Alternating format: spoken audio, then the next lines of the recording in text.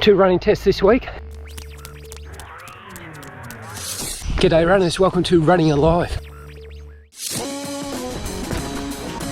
This week we perform a couple of fitness and running tests, a MAF test or a Maximal Aerobic function test and a 5 kilometre time trial. I'll take you through why we do those tests and how we can use them to set up the training zones, racing paces, training paces, heart rate zones, and how we expect them to change over time according to the training that I'm doing. It's a good one. Other than that, the rest of the week is just easy running and a couple of strength sessions. For the MAF test, I usually like to do it on an athletics track, but at the moment they're way too crowded since restrictions. But I've got a simple solution.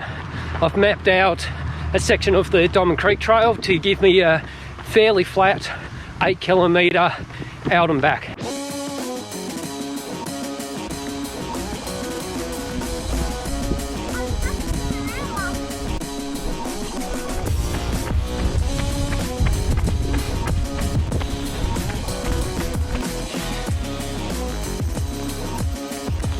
Quite often I find keeping that heart rate right on that MAF heart rate a little bit awkward.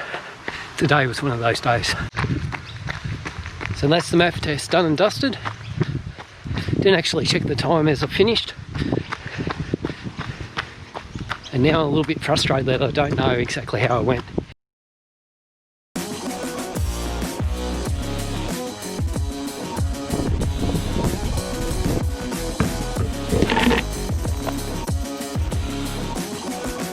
Running with AJ and Max, noticed that I've been using Final Surge for some of my data analysis and recording of training. He was curious to why I use Final Surge when compared to things like Garmin Connect or Strava. And to be honest, I use them all. I find that one doesn't quite give me all that I want, and I like the different styles for analysis. One reason why I really like Final Surge is the ability to store workouts and plan them in a calendar and synchronize them into my own Apple Calendar. For each block or section of training, I like to create a library of workouts that I'm going to do. I drag and drop the pre-prepared workouts out into my calendar. I'll have my workouts available to me on my phone. I can look ahead whenever I'm looking at my calendar and compare how it all relates to the rest of my commitments, whether that's work, family, or anything else that I have. It's quick and easy. I can start dragging them around, have a quick visual of how the next 2 weeks of training looks, whether I'm getting enough easy days in between. Basically, I get a good visual so I can go in and look at the details. I write a little quick blurb on what I expect on each session. You can go into and edit those sessions so you can make the individual session clear, so anything that changes. And I like having the workout set for 1 to 2 weeks ahead of time. It's a set and forget.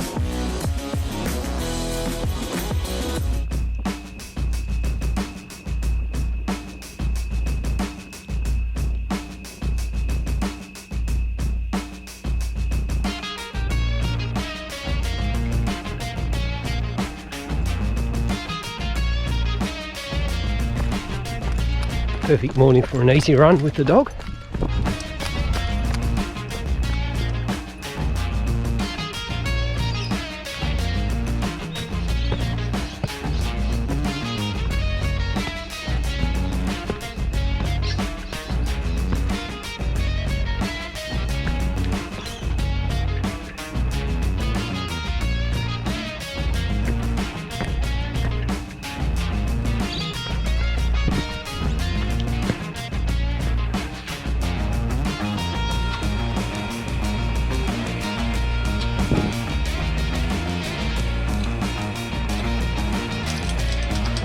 I split my training zones up into 5 zones, 1, 2, 3, 4, 5. You'll see in this graph that I've got zone 0. Basically below that I consider not training. These heart rates are specific to me. I can list the percentage of heart rate max, but it probably won't be as helpful as people think. Instead I'll list what's general and what we're actually aiming for at this intensity. I've worked out my MAF heart rate, 180 minus age. There's a few other ways you can modify to get a MAF heart rate to suit your age and other fitness and training history. I'm actually sticking with the 180 minus the age.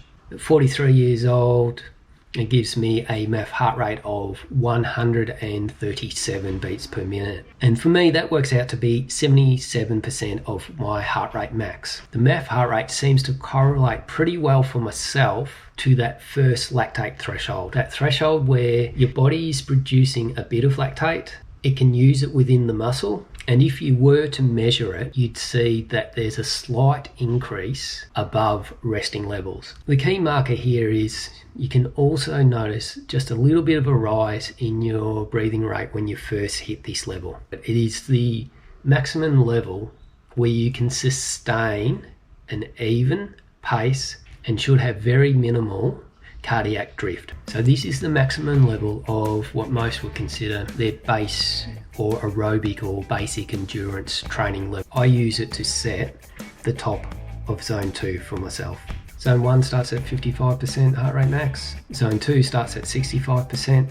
Those numbers are very arbitrary and it doesn't matter too much. Once you start getting above that first lactate threshold, you start hitting the territory where you get different physiological adaptations, both to the training and during the training.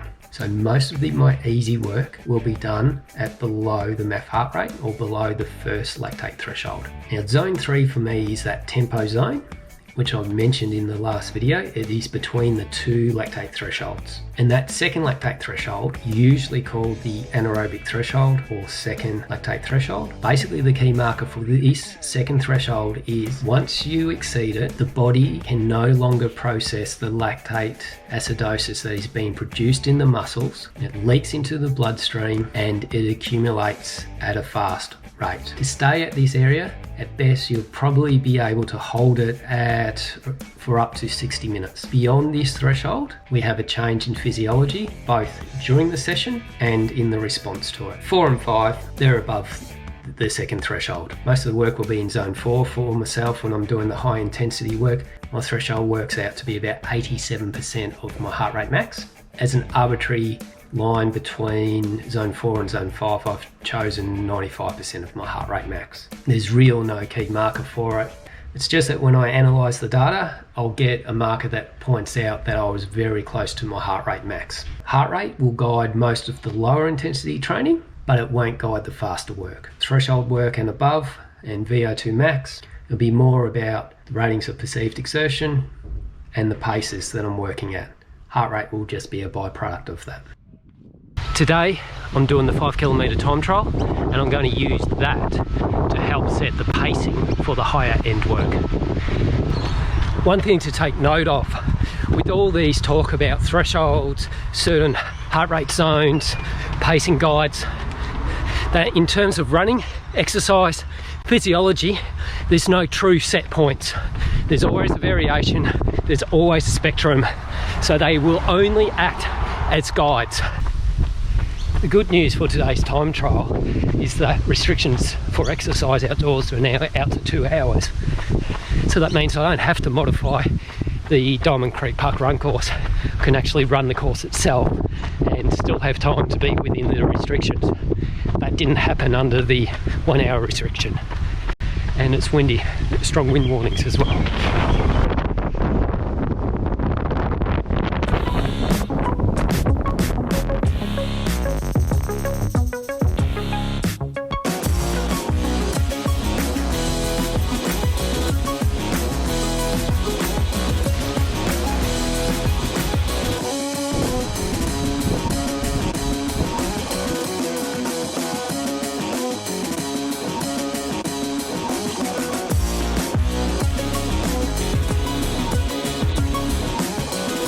Okay, let's have a look at the 5k time trial. I went out way too fast, and that's kind of a side effect of the technique and faster training that I've been trying to do. It's made me much more comfortable at the faster paces, but I need to recalibrate that to effort level. So it felt easy for the first couple of kilometers to hold that pace until it didn't. Went out at 4:05 per k, and that gradually sped up to 3:54. I had the tailwind at that stage too, but it's not worth 30 seconds a kilometre. Slowed down to 4:18. It's clear that I died on my butt here. 4:38 and 4:55 for closing. But how do I use this 5 kilometre time trial? I use it as a guide to set some certain training paces. And this is how I do it. So I take the time of the 5K, 21:52. And I use this great resource from Macmillan Running, who has this fantastic pace calculator. Doesn't really matter too much what your goal is, but let's just say I want to do a sub 3 hour marathon, running level. I don't call myself intermediate at the moment. Runner type, endurance monster. Yep, that's where I am. But that's used to set the training paces. I'm not going to take notice of that. I'm going to set my own training paces. Take the 5,000 metre, put in the time and calculate. Now down here in Australia, it's all metric. So select the kilometres. So I look at the current times. So I've got my 5,000 metres, averages out to 4:22 per kilometre pace. There's two paces that I want to get out of this now. The 1,500 metres, so 3:52 per kilometre pace here, and I'm going to use this as a rough ballpark for my short intervals, so 200s, 300s for those intervals there. Then the next one is maybe what some people call critical velocity. It's the pace that I'm looking at my longer intervals, or like 1 kilometre K repeats, 800 out to 2,000 metres. I'll look on this chart and I'll find what tends to be around 45 minutes. And it just so happens that it's the 10K pace. So I'll look at that and it's 4:32. The next drop down is 5 miles or 8 kilometres, but that's around 36 minutes. So that's definitely faster than 40 minutes. So I want to look at the range of 45 to 40 minutes and see what that pace is. So I'll just make a guess of what's partway between 4:32. It's only 1 second per K difference. The pace that I take away to be around for the intervals will be 4:31 per kilometre. So at the end, I get out of this 5 kilometre time trial, I've got my short interval pace guidelines, which is around 1,500 metre speed, and that's 3:52 per kilometre. These are the paces that I'll aim for over the next couple of weeks, and we'll see how the training unfolds. The other thing that I have out of this week is my MAF pace or MAF heart rate test, and that's given me a pace of 5:19 per kilometre. Below that is my base easy aerobic type running. Above that, I'm in tempo territory.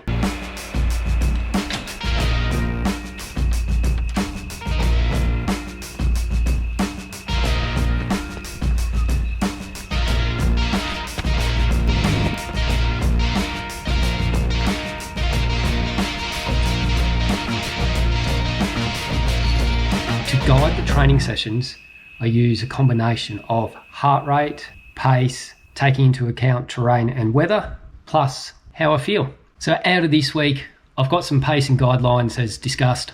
I've planned out my training over the next 2 weeks. In there, I've got a mixture of short intervals. I've got tempo runs. I've got longer intervals. I've got some long runs. I've got plenty of easy work. I've got some strength training, some hill power repeats. It sounds like there's a lot of high intensity running. Hard isn't just about intensity. It's also about duration. And I'm erring on the side of keeping the volume way down on the high intensity running.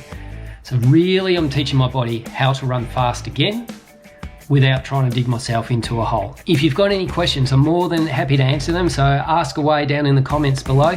I'm more than happy to answer them. I've covered a lot in this video. Hopefully gives you a good insight into what I test, why I test, how I put together my training, what tools I use to do it, and where I'm looking to head with it. Let me know how your journey's going, and keep on running.